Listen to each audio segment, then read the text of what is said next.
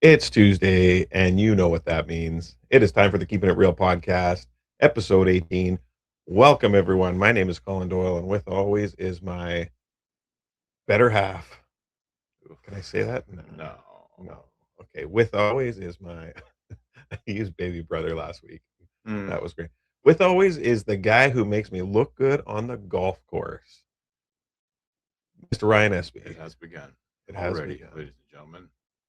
Yeah, you want to talk about that right off the bat? Get it off your Sure. chest. Yeah. I know you're just I was jumping out of your skin. itching to record last week right after we ended that first round of men's league. Mm-hmm, mm-hmm. 7 strokes is the total that I beat you by. So, Might be the worst round of golf I ever played in mm, my life. And to mhm. make it worse, I was up 2 strokes after the first hole, and then things took a turn for the worse. Yeah, But you know what? I feel a little bit like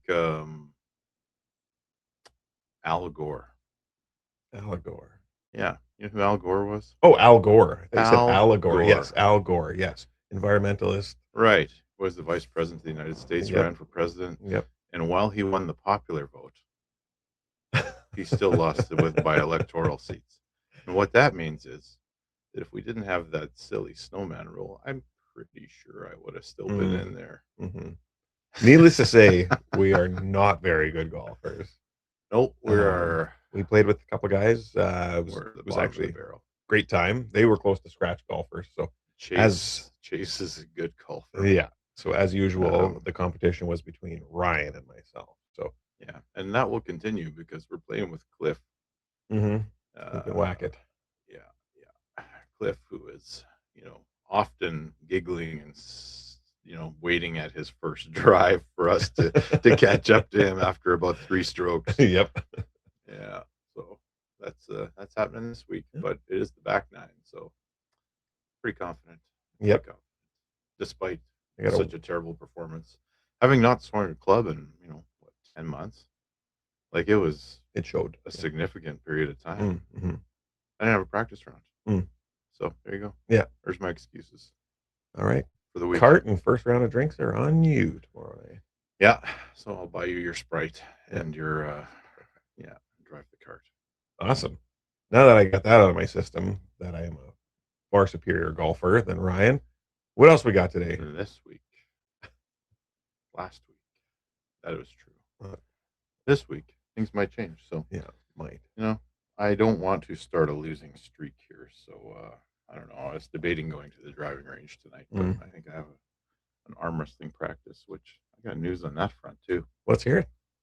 Dive into that. We'll add an MRI. So you see me putting this coffee cup over here? Mm-hmm. That hurts. It hurts to do that. Straining your shoulder. Yeah.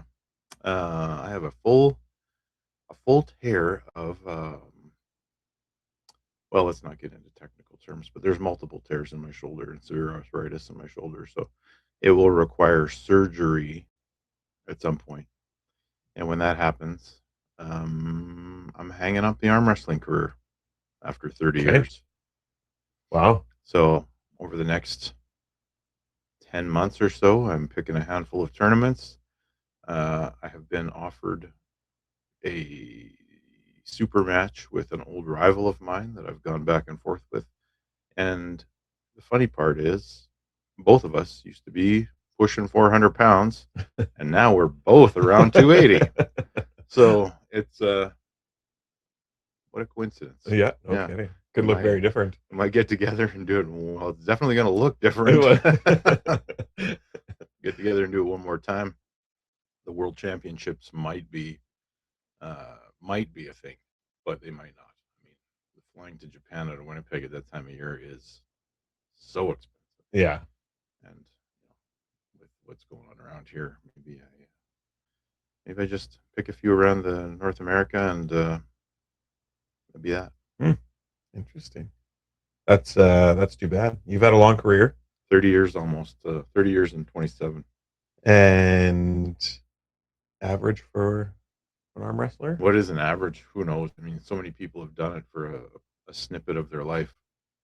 Lots of people can say they've like I have friends that have arm wrestled 35 years, but the level that they've maintained has been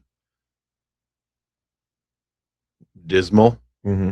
So if you like, oh, you can still do it. I'm like, yeah, but you don't often see, and this is going to sound so arrogant, but you would never see Wayne Gretzky in a Big Four tournament. It's Mm-hmm. not going to Mm-hmm. be.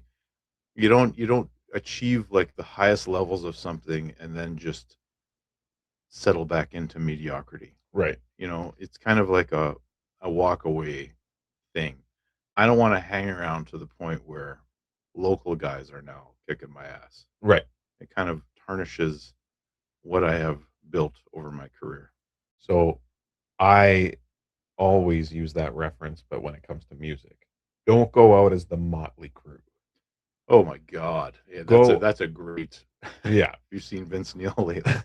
I've always said, The rest of the band is fine. yeah. Yeah. I've always said a band like Metallica will never go out like Motley Crue. They will go out on top. And you have spent the better part of your 30-year career around or at the top of that. Yeah. I could still achieve world titles. The days of me winning the open class are probably over. Uh, but Masters, Grandmasters, sure. I could probably still take gold. Yeah. That being said, if somebody wants to sponsor me to go to Japan, give me a call. But I don't want to be the guy that comes back and fades in, and you get all these young, hungry guys come up. And there's a handful, and some of them have bright futures. But I mean, the sport has changed. It's changed a great deal. I would love to stay around the Masters, Grandmasters divisions for the rest of the year, but I would also like to stay in the drug tested arena as well. Mm. So that's changed as far as they don't test anymore? They only ever, for a North American athlete, the only time that you ever got tested was if you went to the World Championship, and that started in 2005. Gotcha.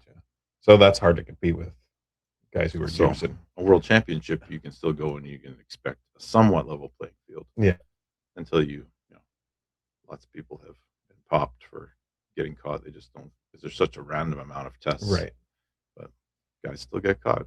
And you set down your coffee with your left arm, and that's your moneymaker. That is the best one. So, and you're a right-handed guy. I'm a right-handed guy. Yeah, no bad habits with it. Just taught it how to arm wrestle, and that's all I can do basically with it. Couldn't throw a ball with it. Just gonna ask you that because I can. I mean, I've played various, minor league sports throughout my life, baseball being one of them, and if you've ever seen me try to throw a ball with my left hand, it's one of the most awkward things you'll ever see. Oh, it'd be wild. Like, I'd probably hurt myself just trying. It's funny, I don't know why the mechanics work on one side and they just refuse to work on the other side. If you did it 10,000 times, it would probably look natural. I guess you're right, but I mean, that being said, I'm a right-handed guy who plays a lot of stick sports left-handed. That is interesting, Yeah. and lots of golfers do the same. Yeah, hockey, golf, baseball. But just to prove that it can be done either way, I'll tell you this. This is a horrific story. But my mother, as a child, like, they used to strap the kids that would be left-handed. Oh wow! They would make them use their right hand for writing, Interesting. and they just adapted. Wow. Yeah. So the old schoolhouses back in the day. Yeah. Yeah. Interesting. So I don't know what their deal was with the, I guess, left hand meant something else. I don't know. We look forward to watching the last couple The of events in retirement your tour. career, the retirement tour. Yeah, it begins now. 2026 will be your final year. Or Well, will you into 27. I want to hit the full 30-year mark, and if like your council run. Yeah. You son of a. We.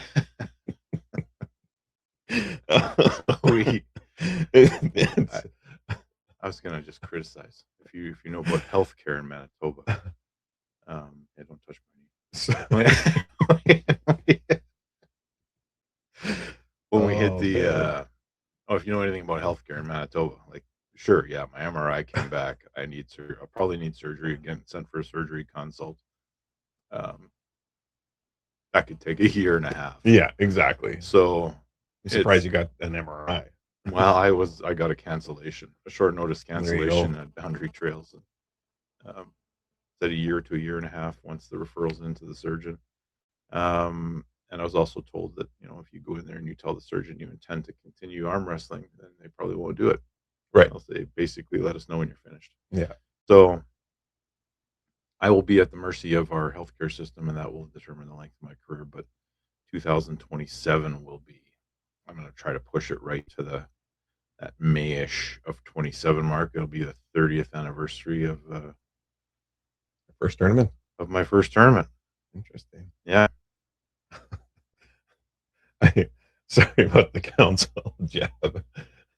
Hey, you running for council? Are we gonna talk about this here? Yeah, let's talk about it. I'm running for council. Okay, Gonna put my name in. You? let you know. Son of a bitch. Yep.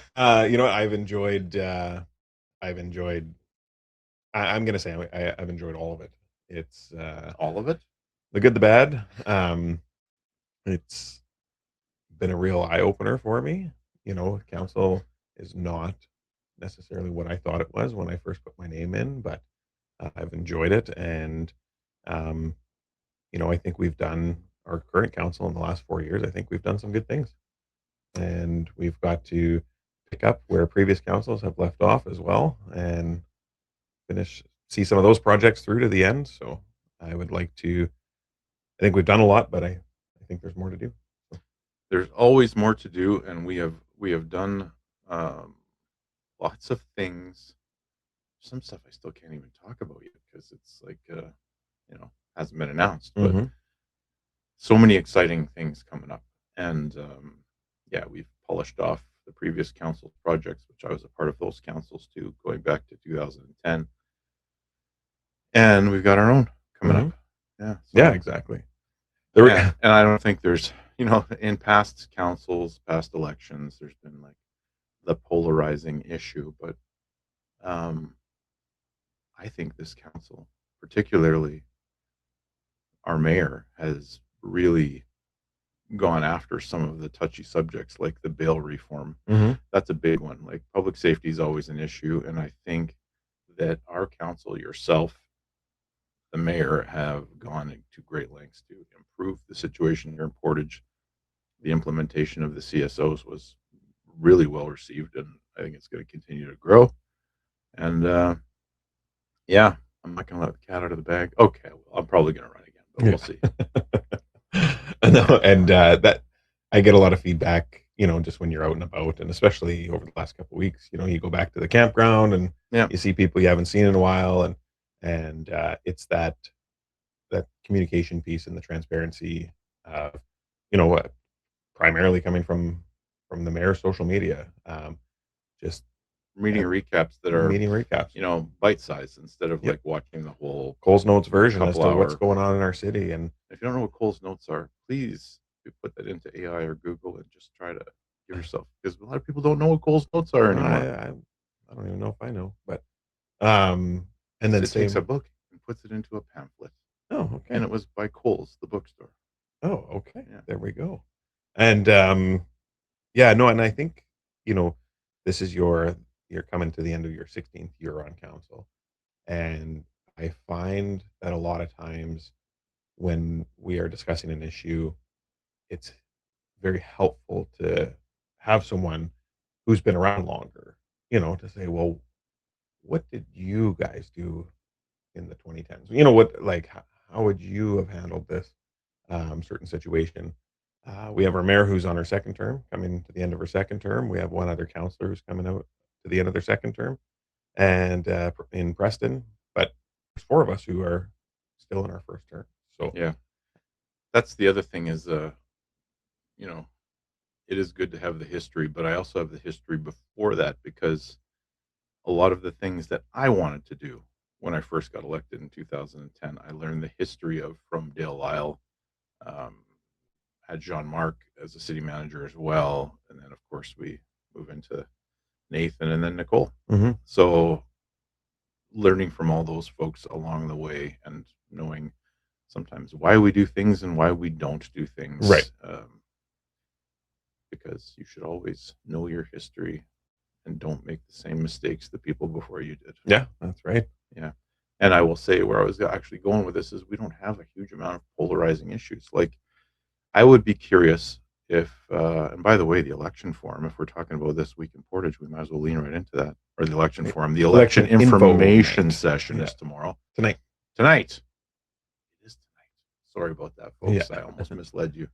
So you're going to see this go down to, where is it? I believe it's at Prairie Fusion All at right. 7 p.m. We probably should have looked that up first. Yeah, we should have, but it's early. We're busy. Right. This is the earliest filming we've ever done. I was just saying, like, I'd be curious, who would put their hat in the ring and say that, this council's not doing this, or they really have an issue to attack on that's polarizing. Mm-hmm. I can't think of one. There are some that you could, twist to your own needs, but if one comes up, it'd be interesting. I think this council's also done a good job of maybe filling in the blanks for some people when it comes to something like crime. Because we often saw, even 4 years ago when we started this term, why is the city just releasing these criminals all the time? The city. I mean, we know that's not the case, and but maybe there wasn't the same level of communication to explain exactly how it works. Yeah, and I would agree with that. So, no, I'm happy to put my name in, and I'm looking forward to it. We didn't do the real estate roundup. No, we didn't. And it has been a bananas few weeks. I have a new listing that I put live this morning, 14 Campbell Place. It was listed previously, but it's got a fresh coat of paint, figuratively speaking, not literally. Mm-hmm. Although the paint might still be fresh. I don't know. New price. Very much a new price. Okay. But so many listings are popping up with offer dates. That seems to be the trend right now. Another one came up this morning. It's an exciting time. It's stressful if you're a buyer and you're doing multiple bids and not winning. Yep. So I don't know. If you see something and you like it and you're on the fence, get off the fence, because you've got to pull the trigger. And that if you're a buyer and you have an opportunity, do not hesitate, because someone else will come along and take that opportunity. Right. That's funny. I've bought a few houses over the years, and it is very discouraging, very frustrating as a buyer because these are the biggest purchases you'll make in your life, right? Mm-hmm. And so you decide, unless you're going to buy that Lamborghini. That's right. You decide, yes, this is the one I want, and then you don't get it. Very frustrating. Or you're going to sleep on it, and by the time you're done sleeping on it, someone else has written an offer, and now you're competing. For sure. That happens all the time. Mm-hmm. All the time. Yep. Yeah. Not to put any pressure on anyone, but I'm not speaking to anyone in particular anyway. The time is now. Yeah. Otherwise, lots of activity. Those numbers that are happening on the back office for our system are pretty impressive. Mm-hmm. There's a Wellington Crescent in Portage? No. Yeah, neither did I. Where? And I've been here a long time. It is there's a listing. That's how I figured it out. There's a listing that popped up. It says Wellington Drive, but the map says Crescent. If you're going towards Southport and you turn off onto McClenahan, directly across the highway is another road, and off of that road is Wellington Crescent. Directly across the highway is just an approach. Apparently that's a road. Or no, pardon me, not McClenahan, Old Bridge. So the one right before that. Oh, so towards the tree burning site. If you take a right off of there. Really? That's Wellington Crescent. Okay. Interesting. Yeah. I saw that pop up, and I was like, how is there a street in Portage that I did not know existed, or just outside Portage? But there it is. Well, it is considered the city. Yeah. Interesting. Cool. One house on it. One house. So it's got a name, but it's just one lane. Yeah. What else you got? Not a lot, buddy. Not Juicy? a lot. Do we do juicy? Uh, Lots of pipe breaks. And yeah. did you adopt a catch basin yet? I did not. Did you? I was on the site and I had it ready to go. I couldn't think of a clever enough name. ChatGPT. What should I name my What catch should I basin? name my catch basin? Response with. What Are you talking about? What is the limit on how far I can push Yeah. it? That's funny. No, we talked about it on the last show. I totally forgot about it, so I will try to get to that today. Get on there. Go adopt your catch. Get on there. Name it something clever. Get the one right in front of Colin's house. That's right. And keep it clean. Both figuratively and literally. Sardonicism. Oh, hey, you opened up your cabin this weekend. Well, I don't really have to open it up. It's just kind of a four season. But I did go out there and it was freezing like May long often is. Yeah. And didn't do pretty much anything. No? No. Oh, no, you didn't get the boat in the water. Didn't put the boat in the water. Well, we had Manitoba's first ever dust storm warning last week. It was wild. And it was so windy that I did not even want to take my pontoon boat up there. So I was afraid it would end up in the ditch. Yeah, that's probably a good call. Yeah. Like going out to Westburn on Friday, it's kind of mid-afternoon. There was like, I don't know what you would call them, whiteout conditions, but with dust. Yeah. Like very, very low visibility. I did an open house in it, and I had the window open, and there was like a layer of dirt on the windowsill. And oh. I know. I got into my cabana, and it seemed to find every little flaw in the ceiling of the cabana because I had little streaks of dust, fine dust across my countertops. Yeah. But I went fishing. Great fishing. Best fishing I have ever experienced out there. It was constant. Caught our limit. Had a nice feast. You never answered my question. Oh, what was the question? If you caught any adult fish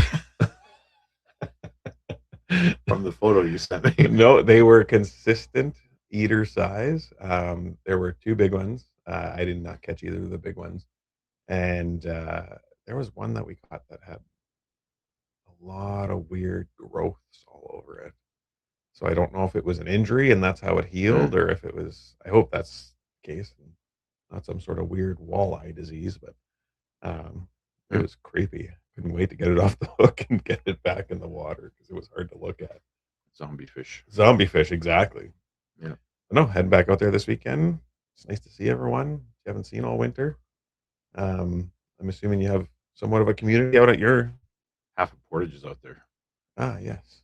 So I saw you drive an hour and a half out of town to hang out with the same people from town. Yeah. Okay. like the mayor is just a few down from where we are. Oh, that's right. Yeah, we have. Oh, and Jeff is out there, right? Jeff Fawcett, the mayor of Brandon. Yeah, I saw him from a distance. Brent Buds is up there. So at one point we had half a council right there on the lake. Yeah, quorum. We had almost quorum right there. We need one more, and we would have been able to have a meeting right there at Ditch quorum Lake. from the pontoon. Quorum from the pontoon, floating around in the middle of the lake. Perfect. Yeah, awesome. Well, let's put a bow on it, buddy. Okay. Well, that was episode 18. Thank you all for tuning in. We look forward to having you back next week for some more banter and golf results. All right, until next week, thank you for tuning in to the Keepin It Real podcast. And until then, keep it real, everyone. There we go.